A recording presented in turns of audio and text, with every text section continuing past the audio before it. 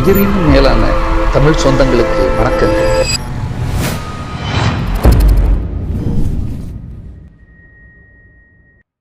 என்ன சொல்றதுனே தெரியல. ஏனென்றால் ஒரு அன்பு மழை, ஒரு இந்த மக்களிடமிருந்து ஒன்று பெற்ற ஒரு கருணை மழையை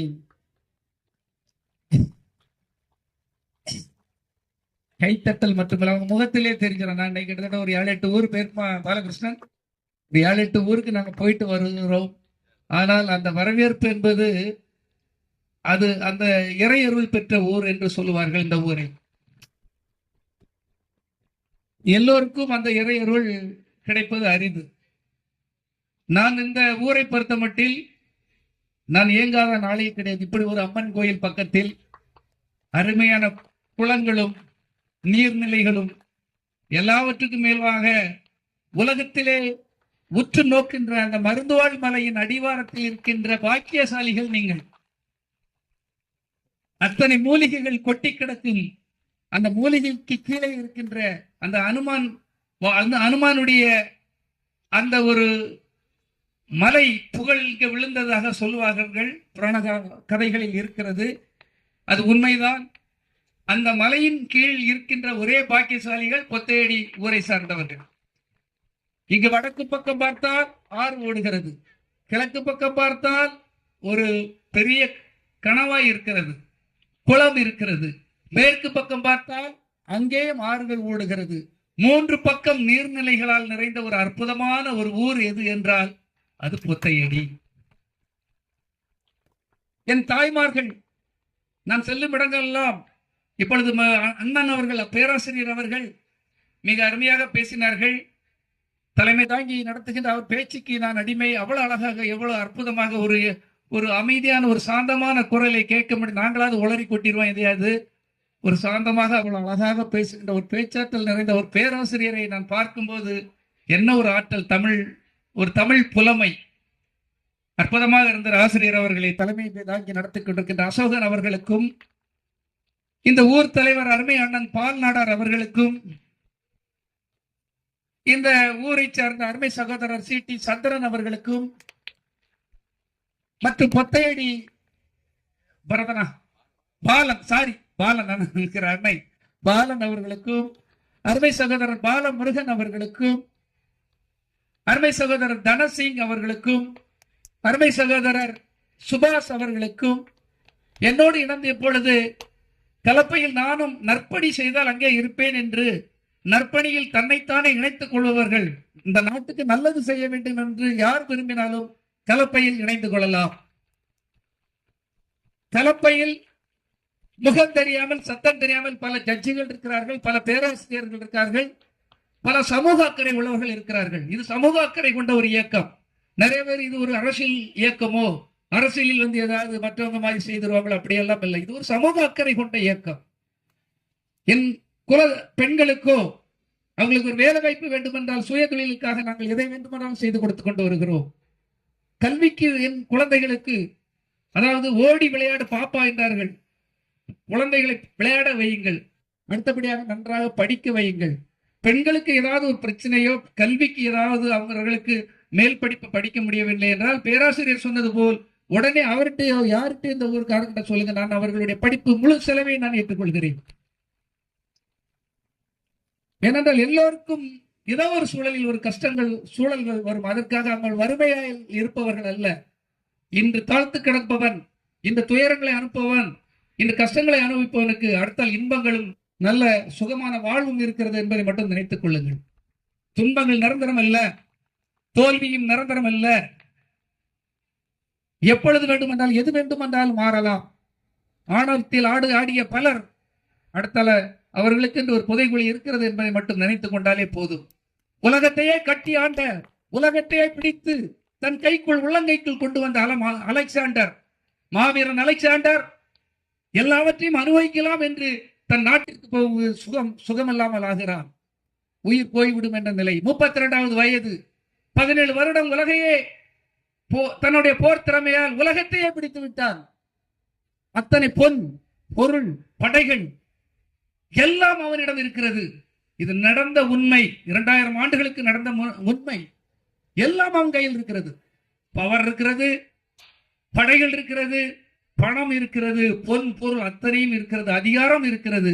ஆனால் உடல்நலனை குன்றி அப்படியே கொஞ்சம் கொஞ்சமாக உயிர் போய்விடும் என்ற நிலையில் இருக்கிறான். நண்பர்களே, கடைசியில் பார்த்தால் அவன் சொல்லுகிறான், நான் இறந்து போய்விடுவேன். என் கையை வெளியே வைத்து என்னுடைய சவப்பெட்டிக்கு வெளியே என் இரு கைகளை வைத்து விடுங்கள். வெறுங்கையோடு வந்த இந்த அலெக்சாண்டர் வெறுங்கையோடு செல்ல போகிறேன். இந்த உண்மையை இந்த உலகம் உணர வேண்டும் என்று சொல்லிக் கொடுத்து போனால்தான் மாவீரன் அலெக்சாண்டர், அலெக்சாண்டர் தி கிரேட் என்று இன்று வரை சொல்லுகிறோம். உலகத்திற்கு ஒரு நல்ல தத்துவத்தை சொல்லிக் கொண்டு போயிருக்கிறார். ஆகவே பணமும் நிரந்தரமில்லை, துன்பமும் நிரந்தரமில்லை. எப்பொழுது வேண்டுமானாலும் எது வேண்டுமானாலும் மாறும் என்பதை மட்டும் நினைத்துக் கொள்ளுங்கள். இன்று நாம் கஷ்டப்படுகிறோம். இன்று ஒருவன் நம்ம கூட இருப்பவன் கார்ல போறான், கூட இருக்கவன் பைக்ல போறான், அவன் சந்தோஷமா இருக்கிறான் என்றால் நீங்கள் வருந்தாதீர்கள். அடுத்த கட்டம், வாழ்க்கை ஒரு வட்டம். அந்த வட்டத்தில் இன்று அவன் மேலே இருக்கிறான், அதே வட்டம் அவன் கீழே வந்து விடுவான், நீங்கள் மேலே வந்து விடுவீர்கள். அதை நானே வாழ்க்கையில் உணர்ந்திருக்கிறேன். என் சிறு வயதில் நான் மிகப்பெரிய வறுமையையும் கஷ்டத்தையும் சந்தித்தவன். எனக்கு அந்த நான் 6ஆம் வகுப்பு படிக்கும் போதே இறந்து விட்டார். வறுமையின் சூழலில் மிகப்பெரிய அவமானங்களை சந்தித்தவன். ஆனால் கடவுள் அப்படி அல்ல, அப்படியே பிளேட்டை மாற்றுவாங்க. எவ்வளவுலாம் வசதியில் இருந்து என்னை எல்லாம் கேலி செய்தானோ, மிகப்பெரிய வசதி படைத்தவன் என்று பேசப்பட்டார்களோ, அவர்களை நான் குறை சொல்வதற்காக இல்லை. இன்று அவர்கள் எந்த நிலையில் இருக்கிறார்கள், நான் எந்த நிலையில் இருக்கிறேன் என்று எனக்கு தெரியும். ஆகவே தன்னம்பிக்கையை மட்டும் தளர விட்டு விடாதீர்கள் நண்பர்களே, என் தோழர்களே, என் தோழிகளே. உங்களுடைய விடாமுயற்சியை மட்டும் விட்டு விடாதீர்கள். உங்களுக்கென்று ஒரு மிகப்பெரிய எதிர்காலம் காத்துக் கொண்டிருக்கிறது. நீங்கள் அனுபவிக்காத சந்தோஷத்தையும் நீங்கள் அனுபவிக்காத அந்த செல்வத்தையும் உங்களது வாரிசுகள் செய்வார்கள். உங்களுடைய தியாகம் வீண் போகாது, என்றைக்கும் வீண் போகாது. பல தியாகிகள், விவசாயிகளாக இருக்கட்டும், பாட்டாளிகளாக இருக்கட்டும், அவர்கள் செய்த தியாகத்திற்கு அவர்களுடைய வாரிசுகள் அறுவடை செய்வார்கள். எங்கோ ஒரு விதையை நாம் விதைத்து விட்டு வந்தோம் என்றால் அந்த விதையை விதைத்தவனுக்கு கண்டிப்பாக அறுவடை நிச்சயம் உண்டு. நீ எப்பொழுது வேண்டுமென்றாலும் நல்லதை வினையை விதைத்து விடாதே. நீ நெல்லை விதைத்தால் நெல்லுதான் வரும், புல்லு வராது. நெல்லை விதைத்தால் நெல்லுதான் வரும், உள்ளியை வைத்தால் உள்ளிதான் வரும். நீ தீமையை விதைத்தால் தீமை மட்டும்தான் உனக்கு வரும். இன்னைக்கு நல்லது நடக்கிற மாதிரி இருக்கும்.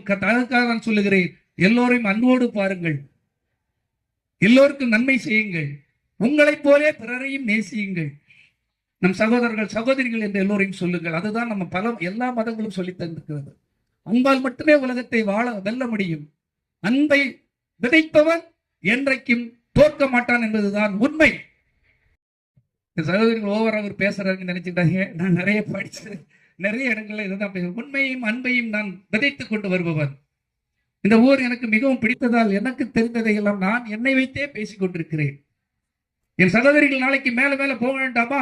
பாருங்கள், இந்த பெண்கள் அன்பால் உருவான கூட்டம், பாசத்தால் உருவான பெண்கள்.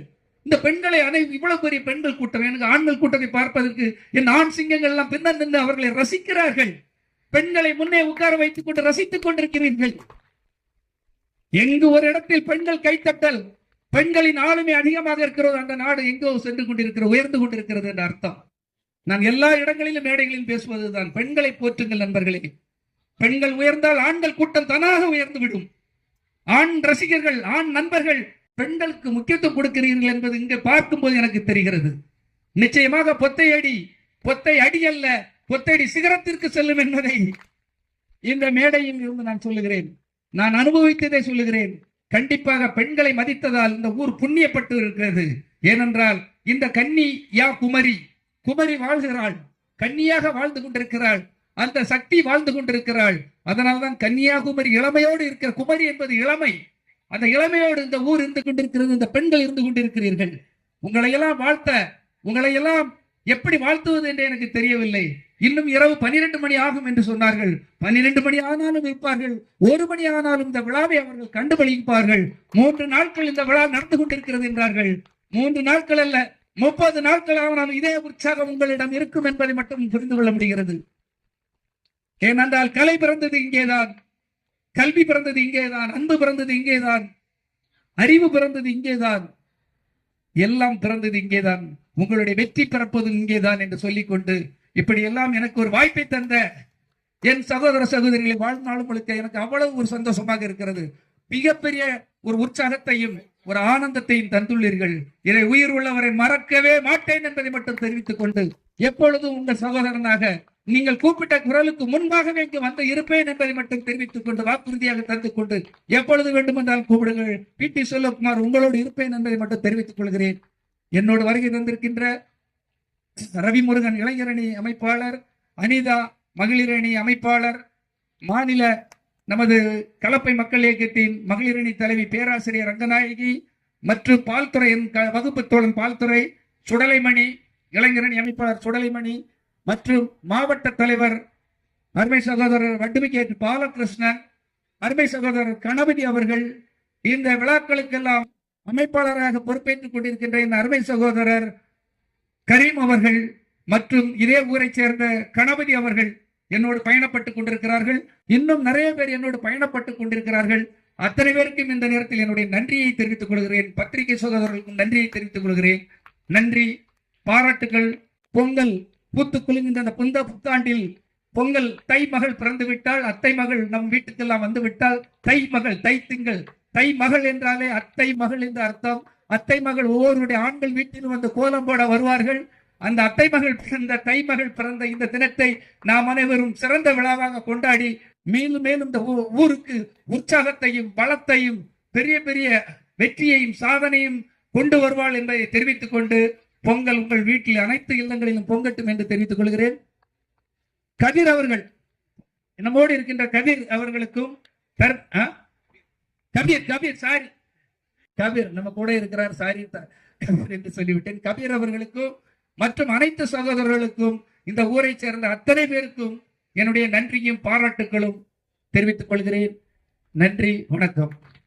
வெற்றி பெற்றவர்களுக்கும் வெற்றிக்காக துடித்துக் கொண்டிருப்பவர்களும், வெற்றி பெற்ற உடனே வெற்றி பெற்றவர்கள் மட்டும் வீரர்கள், வெற்றி பெறாதவர்கள் அப்படிலாம் நினைக்காதீங்க.